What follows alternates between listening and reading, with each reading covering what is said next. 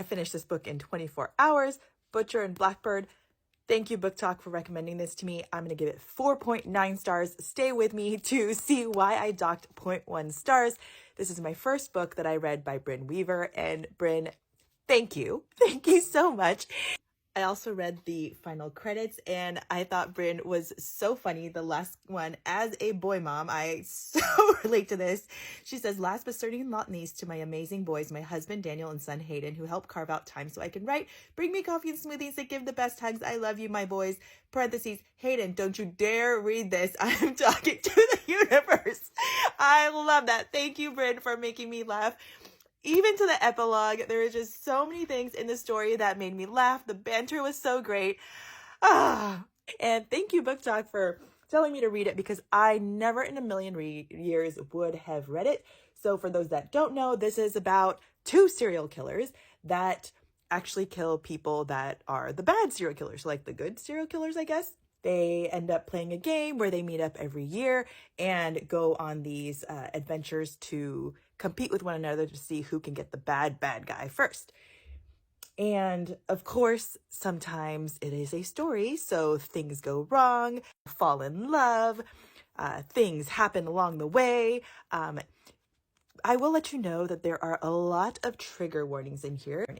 Eyeballs and eye sockets, amateur surgery, skin ornaments, chainsaws, axes, knives, scalpels, accidental cannibalism, not so accidental cannibalism, questionable use of a mummified corpse, lobotomized manservant, ill-advised use of kitchen implements. I'm sorry about the cookies and cream ice cream. I'm not really. There are some things that people have said they cannot eat orzo or cookies and cream the same again, and to me, I'm not really a huge orzo fan. I love cookies and cream ice cream, and that has not changed since here.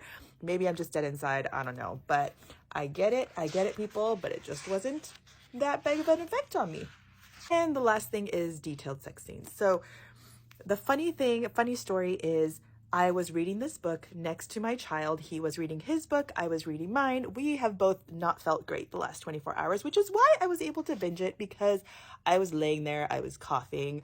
And I guess that's the good part of taking a sick day, is that you get to just lay in bed, do nothing but rest and read your book.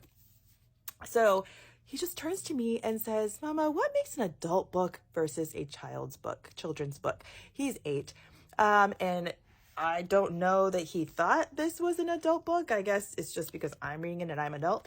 And I said, oh, in this one, it has some killing and it has some kissing. It has way more than kissing, but I don't have to say that. I don't have to say that yet. He'll learn that at some point. We've talked about the birds and the bees and all that, but you know what? I don't have to talk about all the spice that's in here, because there is a lot of spice. So I am new to the whole spicy book, even fantasy book, even romance books. Like, I just don't read that much fiction until maybe 6 months ago when I started this book talk, because I fell in love with fantasy books. So I need to go figure out what my rating is on the spice factors.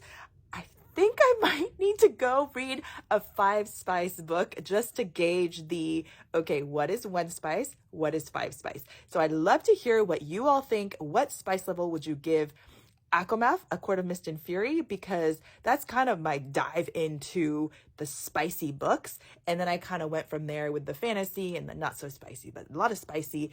This is pretty spicy in my book. I was going, whoo, whoo, whoo. So after I hear what your ratings are and what you base it on, I'm going to give it some spice, because I would say at least a 3 based on what I have read, and there's a lot of details and piercings and toys and things that are done.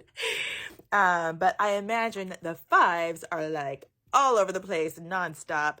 Hopefully there's a story to it as well. But if you have a recommendation for good story and 5 spice, drop them in the comments, because I will take a read. I will give it a try. But the only reason I don't give it a full 5 stars, even though it made me laugh, it made me giggle, it made me go, no, why are you doing that?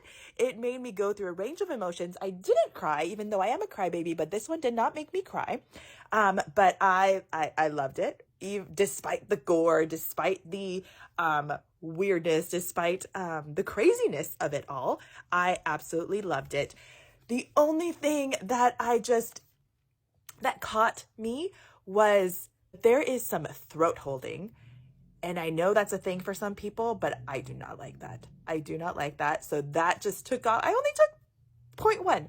I took 0.1 off. I couldn't give it a full 5 stars because there were some points where I was just like, ooh, that's too much. Ooh, that's too much. So that was why I could not give it a full 5 stars, but I absolutely loved it. I have sampled the Audible version, which people have raved about because it's a dual point of view where throughout the whole story, you get both voices. It's not just chapters, point of view, point of view, point of view. It is in each chapter, you get both voices. So when it is Rowan's voice or it is Sloane's voice speaking or narrating, you get the male and the female voice. That is amazing. And Joe Arden is the male voice, and he is amazing. And so I think I need to go get that one too, even though I have a hard book. Now I know why people have multiple versions of the same book in different formats.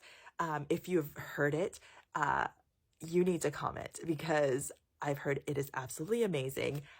I cannot wait to go get it. I will go get it and I will come back with my review. It says trilogy. So there are going to be 3 books. The second book is coming out later, mid 2024, and it ends on a semi cliffhanger, but it's not a super cliffhanger. So it's not like you're going to be like Fourth Wing or anything.